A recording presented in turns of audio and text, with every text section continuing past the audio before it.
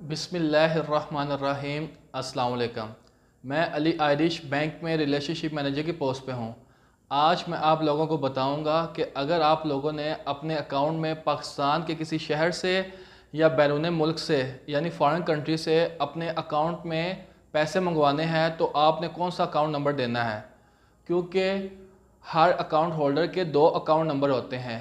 एक domestic account number होता है और दूसरा इंटरनेशनल अकाउंट नंबर होता है।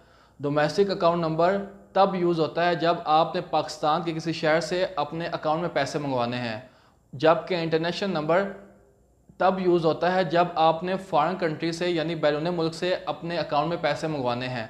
ये अकाउंट नंबर आपको कैसे मिलेंगे ये मैं आपको इस वीडियो में डिटेल से बताऊंगा।